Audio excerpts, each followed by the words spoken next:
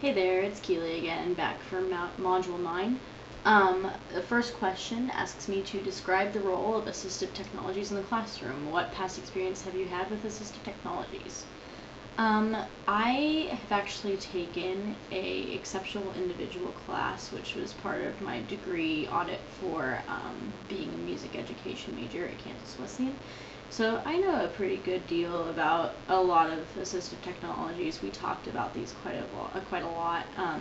There's obviously technologies that help individuals to communicate, help individuals to move around, help individuals to interact with their environment, and there's just so many more besides that. But anyway, pertaining to my subject, I think what's really interesting are auditory tools for people who have exceptionalities as far as their hearing. Um, it's really interesting to see how cochlear implants work and how these students are able to hear and help themselves to hear better.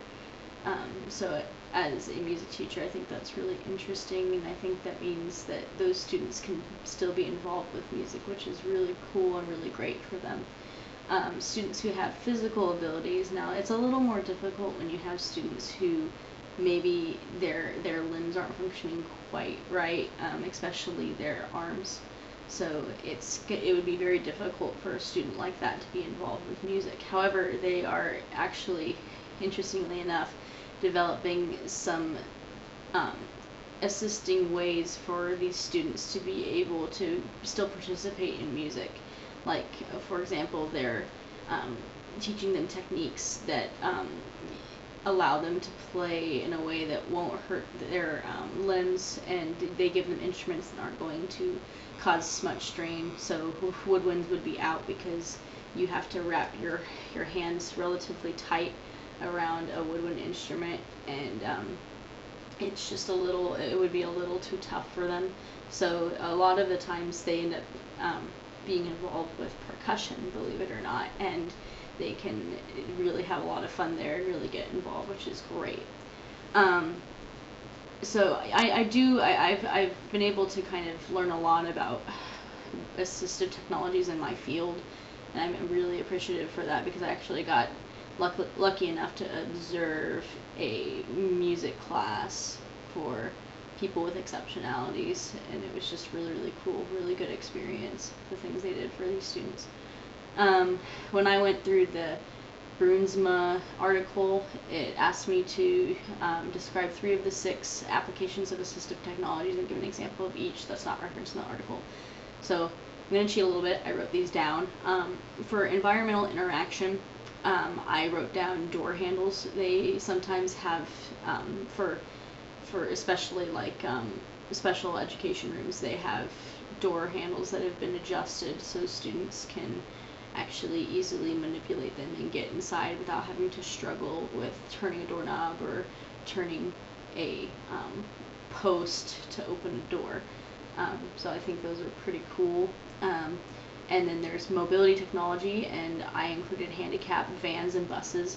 These are a godsend in order to get students who are confined to a wheelchair to school every day. We kind of take them for granted, but really it's just a miracle what modern technology allows us to do in order to get these kids to school.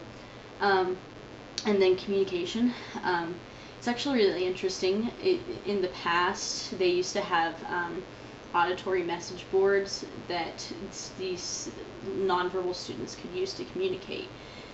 But now, a lot of people are switching over to just using smartphones that have really cool apps with lots of different vocalization options. There's a lot of different options for them on there, way more than a lot of these message boards used to have, which is really cool. It shows how much this kind of assistive technology has advanced over time. In the module, it asked me to list and provide an overview of a certain assistive technology, of what it is, how it works, and where I found it. Like I said, I don't remember specifics like where we found this information. Most of it I remember from my assistive technology course.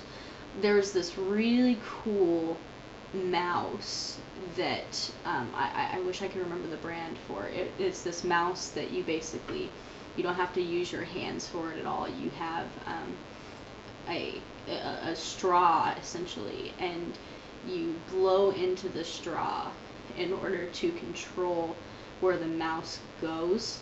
And I think you bite on the end of the straw to click, which is really cool. That's an amazing technology.